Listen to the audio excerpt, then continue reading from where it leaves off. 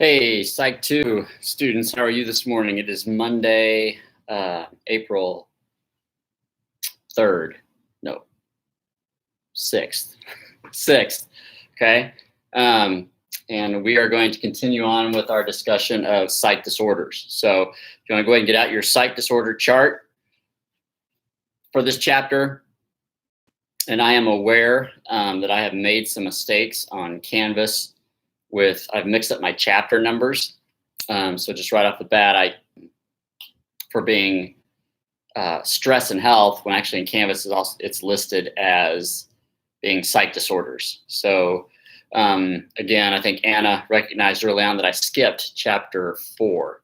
And so my numbering has been off. So I'm going to go back and correct that. Okay, so we'll just switch the times there. Don't worry about it. We'll be fine. That's my fault, my mistake. So confusing in nature. Bren, thank you for your patience if you're watching. Bren helped me realize that. Bren and Annabelle brought that to my attention, and we communicated back and forth Friday and then on this weekend. So I think we're good there. So if you just do so for chapter for stress and health, all I had to do is do the research project, your vocab, and then take the quiz.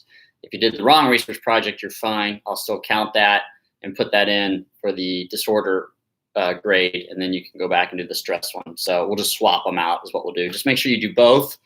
And again, just make sure you get them to me when you get them done, and we'll be good. Okay. All right.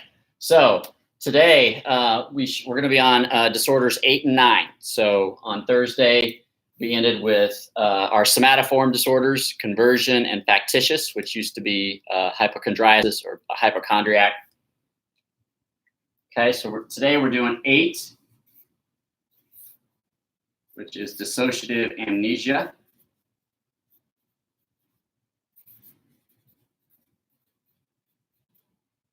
And these are dissociative disorders. And we're going to do number 9.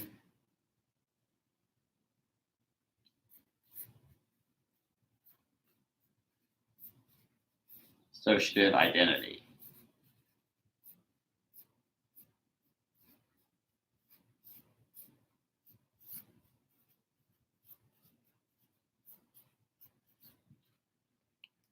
Okay, so I'll give you a close up here real quick before we get started.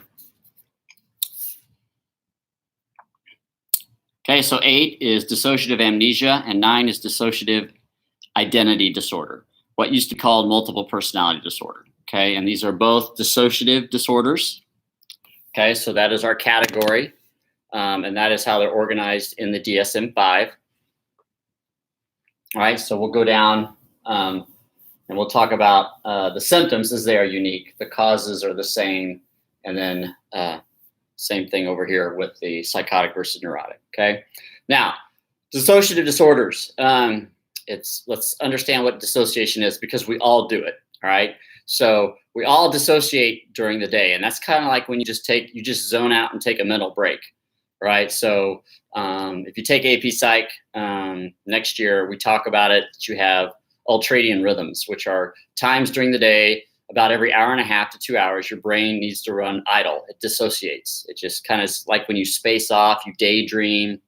It's like when you've been driving, and then all of a sudden you kind of just space out, and then you come back to, and you're like, well, how did I get here?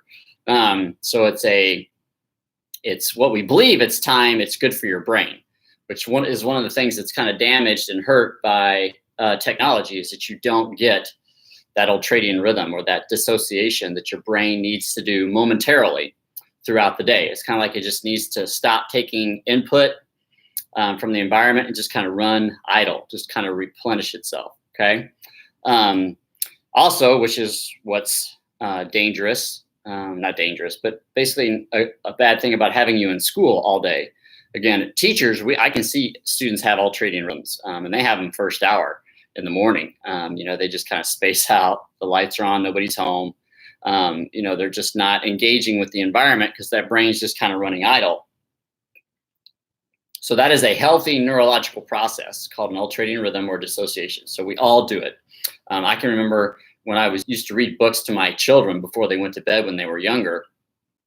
I'd be reading the book, but I'd be so tired that I would dissociate. I just would blank out, but I would keep reading the book. And then by the time it was over, I would snap back in and go, oh, I don't even remember reading the book, but I did. And even interacted with my kids. So it's a natural part of life and part of our brain. Now, the difference between us and these people is that disassociation should be a temporary state. Okay, it's very transient, if you will. It's very quick. For these people, they disassociate for long, extended periods of time, even years. So it's like I take that little space out mode, and then it just elongates for months, weeks, years. Okay, and obviously, if that happens, I'm going to have some memory issues, which is the amnesia. So let's go through there. So this is when I'm going to have memory gaps.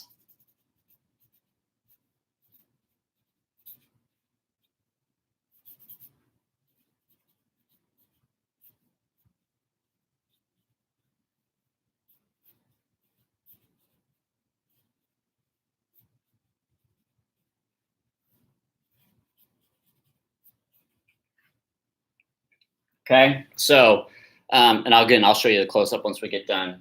But this is when I have memory gaps. I have loss of time, loss of events, and memory issues of specific times and events. Okay, so it's called dissociative amnesia, but it does not fit the medical model for amnesia because you're missing information and time. The stuff that you have amnesia of are very, very specific. Okay. So, you might lose years of your life, but then your memory comes back and is perfectly fine. Your memory of events is gone, but your memory of everything else is okay.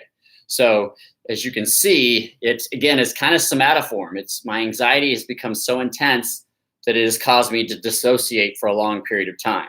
As a result of that disassociation, I have memory gaps. I don't remember things. I lose track of time and events, things like that. I can even forget who I am. If you've seen those movies where, like, a lot of times it's a horror movie, the person is the murderer, but they don't remember that they are, but everything else works fine, and then that slowly comes back to them. Okay. Dissociative amnesia there. Okay. So it's kind of a popular plot that they use with horror movies. But my memory issues are so specific and minuscule and temporary that, it doesn't fit model of amnesia. Because again, if you have medical amnesia due to a traumatic brain injury or whatever, it's long lasting. It's pretty much permanent. Okay. These issues come and go, and there's also a main psychological issue behind it. Okay. All right. And these are environmental, even as strange as they sound. And this is severe use as a child. Okay. So these are environmental, and dissociative disorders, you have to be abused severely as a child, okay, or have a huge traumatic event as a child. So the dissociation becomes a coping method. Basically, something so terrible has happened to you as a child that you can't cope with it, so your brain blocks it out. And as a result, it blocks out anything associated with it. So if you get a sound or a smell that takes you back to that, there's some PTSD similarities there. You're going to dissociate.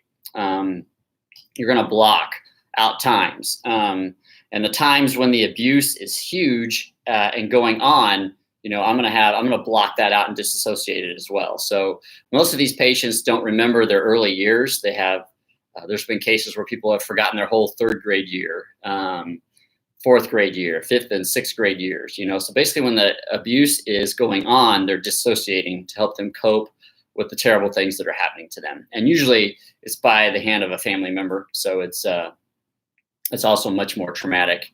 And just, it's just a terrible situation. So, we come in contact with things that we are not able to cope with and deal with. And one of the brain's coping mechanisms is to disassociate us, to go into that kind of space off mindset or physiological state and just stay there. Now, I still interact with the world around me. I just am just shut off from it pretty much. Okay. All right. So, and then these are neurotic. Okay, so I'll show you this.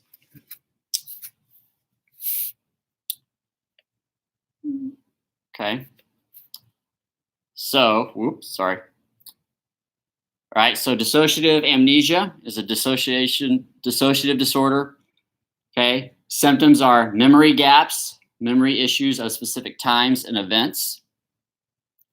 It is environmental. I have to have severe trauma or abuse as a child, and they are neurotic. Okay, so again, the disassociation serves a purpose in these disorders, which is why it's prolonged. Okay, why it's elongated, if you will. And that is because it's helping me cope with something terrible that is going on in my life or has happened in my life. So what's going to happen with amnesia is I'm going to block those events from memory. I'm going to have specific events just blocked from my memory because they're too painful. Okay. Now, there used to be a dissociative disorder called dissociative fugue, which is actually in this now, in which people medically, we have cases where people forget their whole identity. They forget who they are. And this is also a very popular kind of a side note into the popular plots for horror movies and some suspense thrillers, is people will go off and create a whole new identity and completely forget who they are. And it's because it's dissociative amnesia. Okay, so there's been some pretty popular movies, very good suspense thrillers that are based on that kind of model. Is that people start to kind of then remember who they are and what has happened to them, and it comes back in bits and pieces. But for a time, they forget who they are, where they come from, and all that stuff. Okay, I remember there was a case, one of the biggest cases I remember this. I was teaching at Park Hill South. So this would have been in the early '90s, but a man walked out of his home. He had a wife and children. And he went to work, and then nobody ever saw him for 3 years, I think. And then finally they found him, and he was in a different state. He had created a different identity. And what they found out is that he had been abused as a child. And then he had also recently racked up a lot of gambling debts, and the stress started bringing back memories of the childhood. And then he just kind of dissociated massively for about 3 years. Created a whole new identity. They found him, they brought him back. Last time I remember he was under therapy, and they're trying to get all the memories back and stuff like that and work with his family. Well, luckily he was not remarried, and so on and so forth. But that disassociation can be pretty powerful, because again, some pretty bad traumatic stuff has happened to you, and your brain's trying to cope with it and deal with it. So one of the it's healthy for your brain, but it's unhealthy for your functioning and daily living, is that your brain's going to dissociate. So you can see how this would massively impact day-to-day functioning and relationships and so on and so forth. Okay. Now, probably the disorder that you all know about, which actually is in the movie Split. So the video clip for today on Canvas is actually the trailer Split. And we're going to talk about that movie here in a little bit, because when it came out, the Psych community was pretty split on it. There were definitely some complaints about it because it didn't fit the medical model of dissociative identity disorder. Now, it was very accurate in some parts, but overall it was not. It's kind of a fictionalized version. But one of the things they came up with is dissociative amnesia or dissociative patients are not violent. The only ones that they're really a danger to is themselves, but they're not violent to other people. And then of course they don't have supernatural powers and climb on walls and stuff as the Beast does, if you haven't seen the movie. Okay. So dissociative identity is basically what used to be called multiple personality disorder. It is dissociative. Okay. And this is when I have a split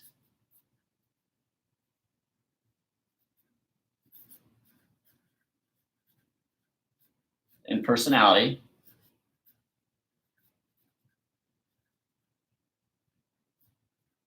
Fragmented, that's an N.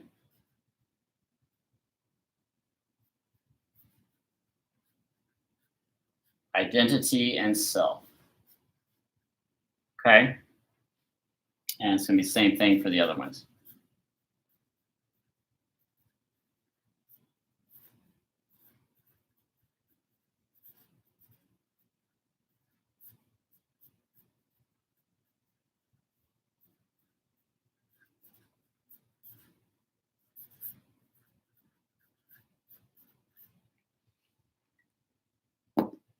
Okay, so I'll bring this up here. Okay, so dissociative identity, what used to be called multiple personality disorder, is dissociative. It is when I have, due to the trauma and the abuse as a child, I'll have a split in my personality or a fragmentation of my identity and self, okay, consciously and unconsciously. It is environmental. It is caused by severe abuse and trauma as a child, okay, and it is neurotic, okay, so it's based on a fear. Now, it's basically a degree more dysfunctional than dissociative amnesia. So generally, if I have dissociative identity, I also have amnesia, okay? But some people will just stick and stay with amnesia. So it's kind of like it's, this is the second level of dissociative disorders, if you will. So first I'll have dissociative amnesia, right? And then if it's still, the abuse still continues and the memories still are too painful, I will split into multiple identities to kind of cover it up, okay? So, and basically you can kind of see this is a coping mechanism of the brain to deal with the trauma that's happening. So first thing it's going to do is it's going to block it from your memory, okay? It's going to block out specific times in which the abuse took place and anything associated with the abuse so that I don't remember it. Now, it means that you're ready for it. But if the blocking it from my memory doesn't help me enough, I'm going to split into different fragments of myself, of my personality. I'm going to fragment, okay? And what's going to happen, and the purpose of this is that so that different personalities will come forward and live through the abuse, take on the abuse for me.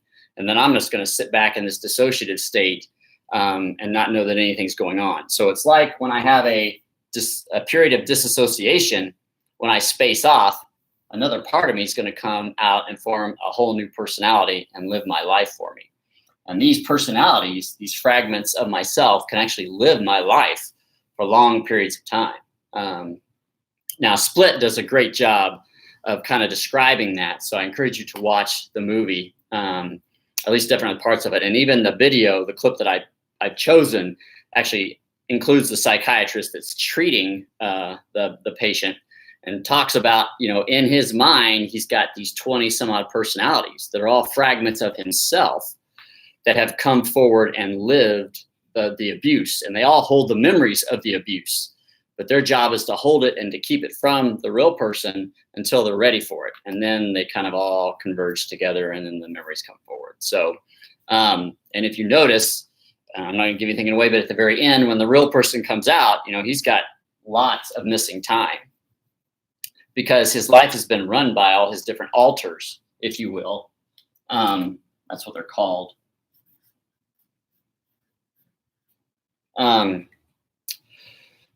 His life has been run by his alters for so long because they're trying to protect him from what has happened. Now, Split also goes into, and this is really, really it's just amazing psychological stuff, and it's a part of a lot of research. This is a very rare disorder, but when we have it, we like to study, because there is even with the alters, there's physiological changes that occur. Like in Split, one of its personalities is diabetic, but the other ones are not. Some need glasses, some do not. And we have actually found that in medical cases. The first ever case was in an emergency room in New York. A woman who had dissociative identity disorder reported to the emergency room, and she reported as 3 different types of people. And each person had different levels of glucose and blood sugar. So one was extremely diabetic. I mean, almost to a point to where she was almost very close to killing herself because she wasn't taking care of it. And another personality was completely fine. There are no evidence or traces of changes within the same person when they change with their alters. And a lot of people don't understand that and don't believe it. But I want to tell you that actually is an accurate portrayal in the movie Split, and that we do have documented cases to where when the person switches personalities or alters, there is some type of physiological change actually in the mind and in the body that actually makes them different. Now, they take that to the nth degree by making it think that if you change into these very powerful personalities, you will develop superhuman strength and be able to do all this stuff. That's never been reported. But the other stuff that they talk about in there, one of them has to take insulin. And if he doesn't, he gets really sick and it can be dangerous. And the rest of them aren't even diabetic. Okay. So that's kind of how strong this switch, this split, this changing into alters can be. Okay. And as severe as these sound, they still are neurotic. They're based on fear. So these are not psychotic disorders because the person is still based in reality. Just that reality has been fragmented and blocked from memory, okay, and redistributed among different parts of their personality. All right. So again, this disorder is pretty much cured with therapy. Basically it's psychoanalytic therapy. You have to get the patient back to remember what happened. They have to accept it. That takes a long time. But then once that happens, the alters pretty much just go away. Now we had for 3 years, I had an AP Psych student who took my class as a junior. Her dad was diagnosed dissociative identity disorder. And so she actually did a presentation to all my classes and drew up his family tree. She actually brought in some videos of him when he split. We tried to get him to come into class, but he just wasn't strong enough to do that. He'd been in therapy for, I want to say 7 years, I think. Still trying. And again, he was abused severely as a child. Very terrible story, but he was still, in his 40s, still trying to come to terms and cope with that. And as a result, he had missing gaps in his life. And then he also had different identities, most of which were children, because that's when the abuse kind of took place. But we saw videos of him, and the student did a masterful job. She came back the next year and talked to all my all my AP Psych classes again once we got to this unit. And then she even came back after she graduated. She went to Park University early on, and she came back. Bailey was her name. And I think she's working at J&S Pizza. I'm not sure. Because I need to ask her back because she just did such a good job. But again, you want your students to go on and get on with their life and stuff like that. So, but described this perfectly. It was so amazing. And he had 9 personality, 9 different alters, most of which were children, some of which were female. It's very common that you have a personality that's the opposite sex. So males will have a female, like in Split. Females will have a male personality because it represents kind of our masculine place. But also when the alters come forward, they can take on, any form that we want them to. Generally, there's a pretty dark alter. There's a very violent and aggressive alter. So as we talked about, dissociative disorders are kind of, I think, number 3 possibly for attempted suicides.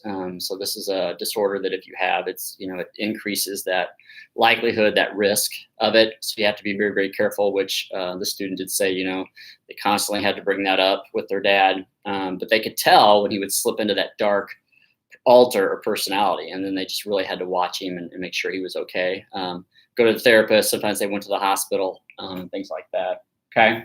So with Split, for those of you who've seen it, you see some really good medically based examples of dissociative disorders. But on the other hand, you see some very unrealistic and non-factual, non-scientific also portrayals of the disorder. So when the movie came out, obviously it was a pretty good movie. It was pretty popular. The main actor does an amazing job. He is fantastic. It's phenomenal in the movie.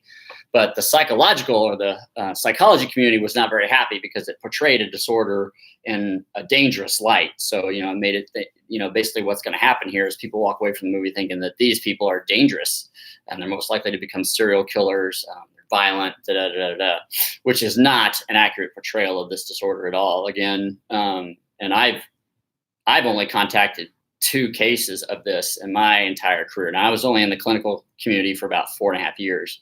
And we had a woman who had this. And I briefly got to sit in.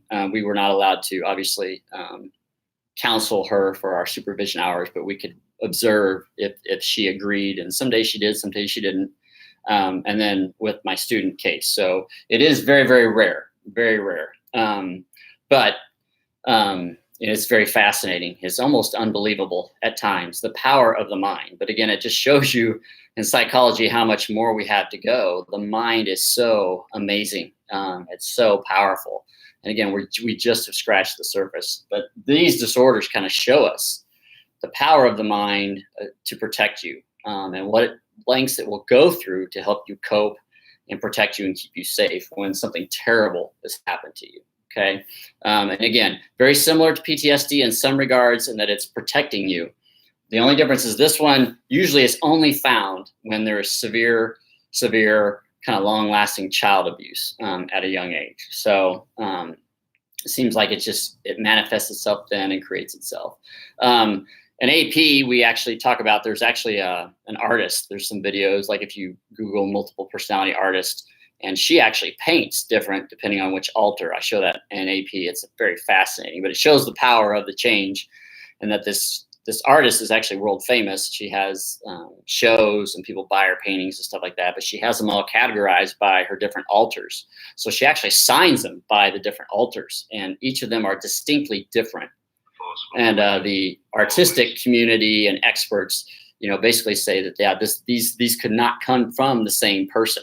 A same person wouldn't be able to use these aspects in different paintings. They would stick to one style, and her styles change. It's a pretty amazing story.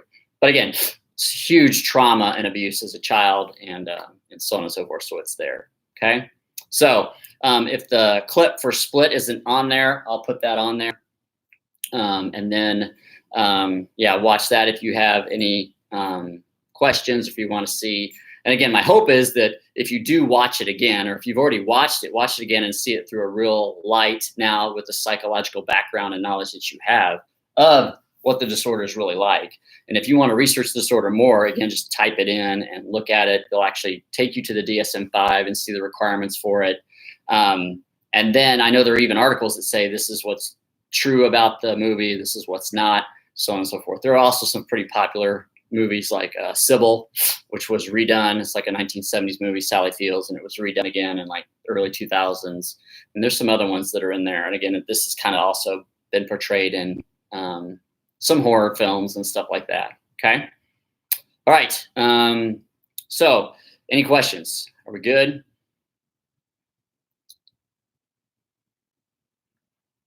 Okay. Again, happy Monday. Hope you guys are doing well. Looks like we're going to have some warm, nice weather here, so take advantage of that. Again, make sure you view your survival guide on Canvas. Make sure you go to your assignments. But pretty much moving forward, it's the same thing. It's, take your notes so you can use them on the quiz. You're going to actually send a picture of your disorder chart into me for a grade. Got your vocab assignment. And hey, Anna, how are you? And then you'll have your quiz. Okay.